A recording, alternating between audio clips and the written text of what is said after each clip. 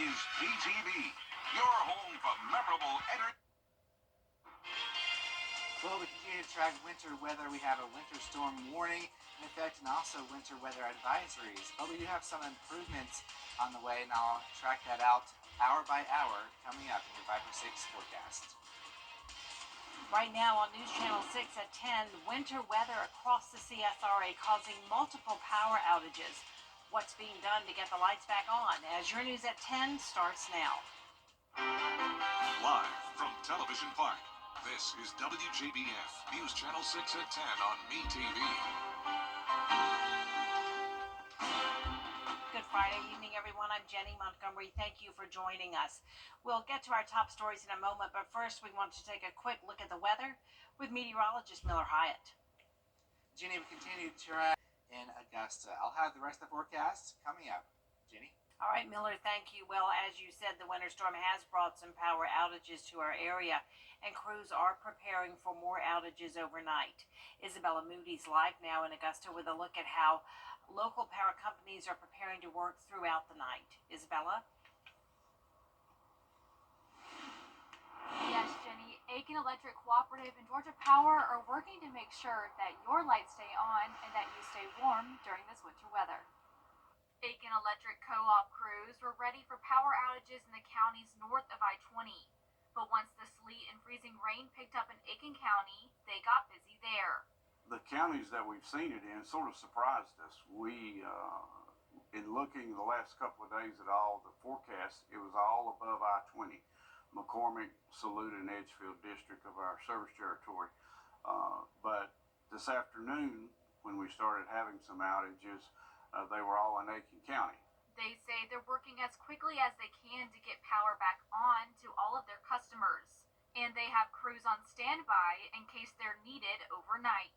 The operations and engineering department will make a decision later on tonight. Do we need them or not? And the good thing about these type of resources, if we tell them we don't need them and then 3 or 4 o'clock in the morning something changes, they're nothing more than a phone call away. Georgia Power also has crews working on power outages, and they say just because you may not see their trucks, they're still staying on top of any power outages. This weather system has not completely moved throughout the state yet. A lot of wintry mix and a lot of freezing rain and things like that are still coming down in our areas. So we kind of have to wait until the system has completely moved, but don't be alarmed because we still are working. We're working from our mobile command centers. We're using our smart grid technology, things like that, to make sure that when outages occur, we're still working remotely to try to get the power restored.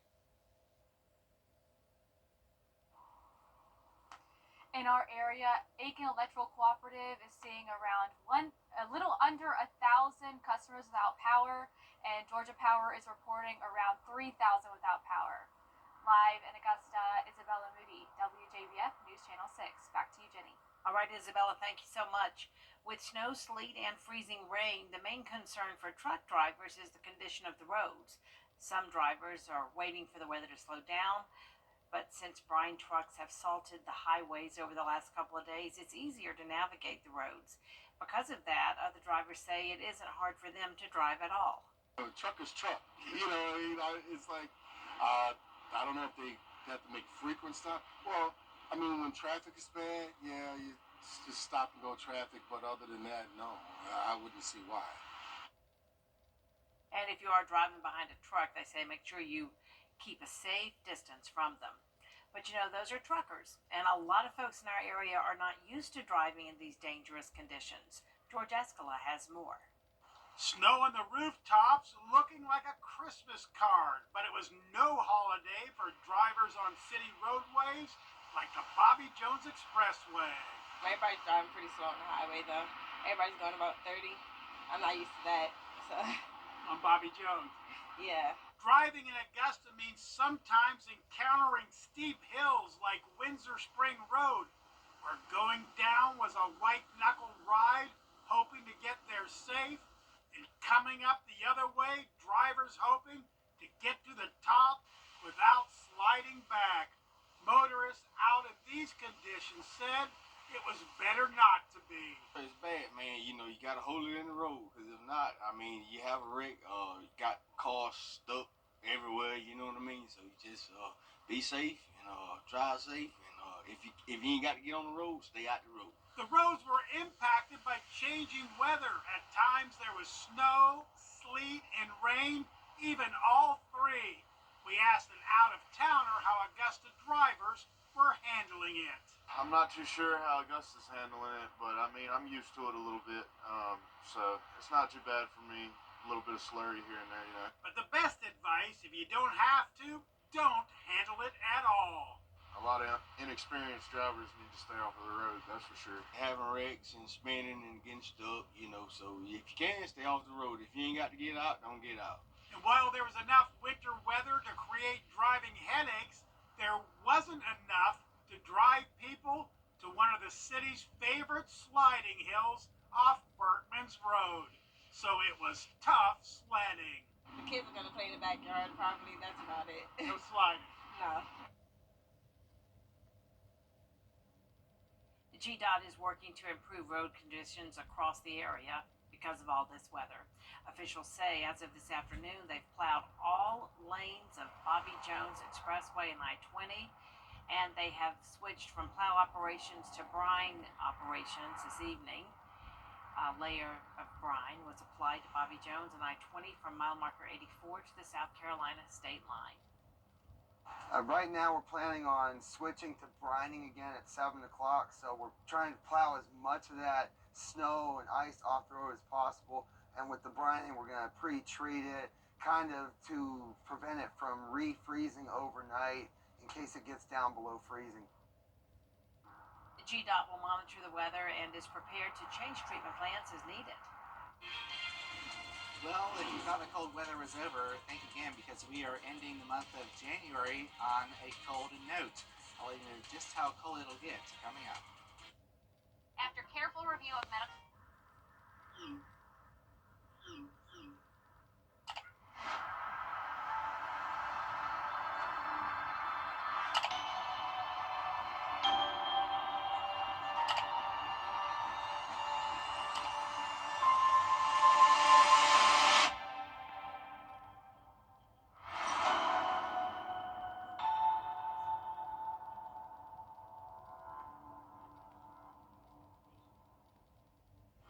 The Aiken Performing Arts Group Today.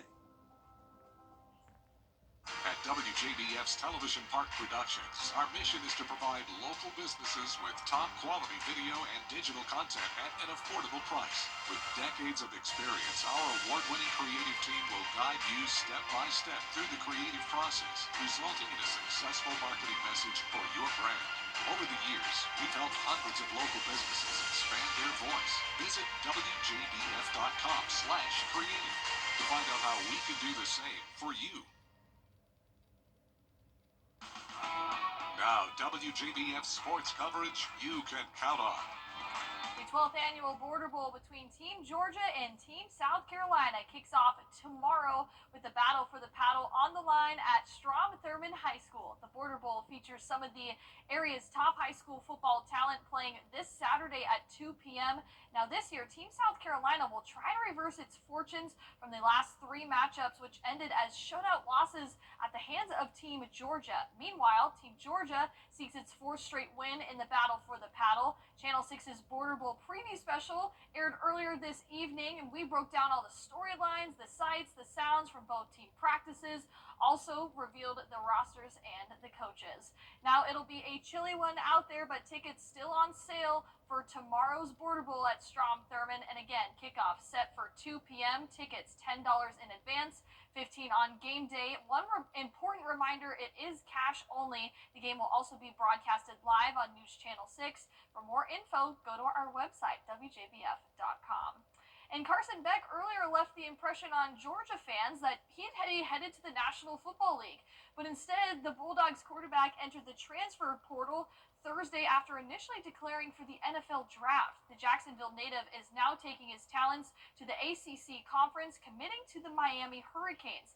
Beck underwent UCL surgery following his injury in Georgia's SEC championship game win against Texas. That allowed Gunnar Stockton to finish the season behind center. Beck passed for 7,912 yards and 58 touchdowns in his college career.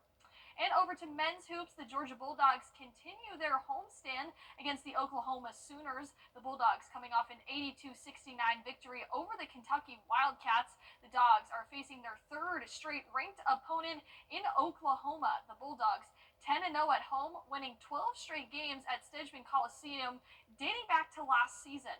Asa Newell leads the team, averaging 15.5 points per game. Tip-off is set for Saturday, 6 p.m., still on ESPN2.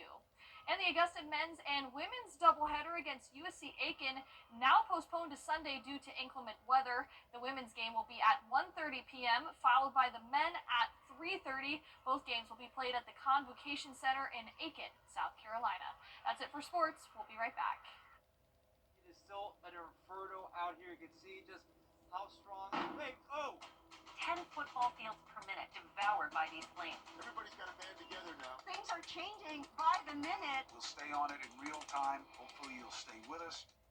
News Nation next Friday on the eve of the inauguration. Requote, call now.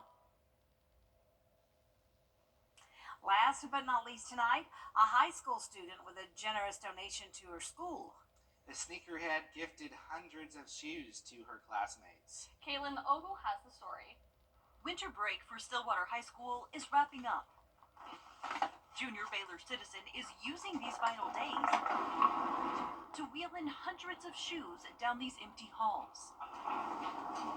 The 16-year-old is what you call a sneakerhead. She loves shoes. I'm always fortunate enough to get shoes for Christmas, but I know some kids can't.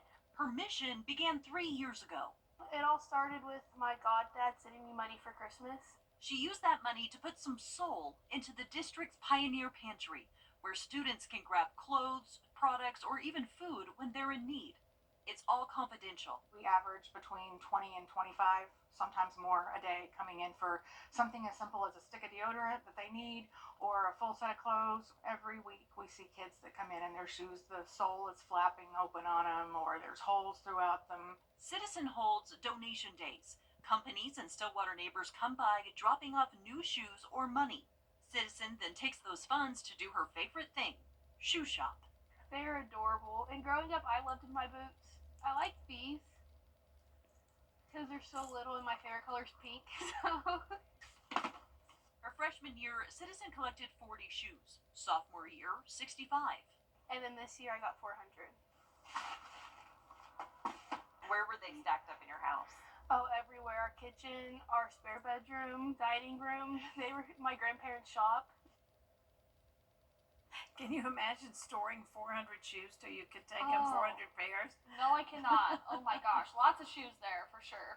I only have like 5 pairs. Yeah, can't Not imagine. 400. And speaking of shoes, you'll probably need some snow boots or anything that will keep you warm and dry because we have those slushy roadways, slushy sidewalks, and make sure to have some shoes with traction on them because we have that slushy road and sidewalk. So looking at the forecast tomorrow, thankfully warming up above freezing, but of course the nighttime hours could bring in some black ice and slippery conditions. All right, thanks so much. That's all the time we have for now. The news continues at the top of the hour on WJBF News, Channel 6 at 11. Hogan's Heroes next on ETV.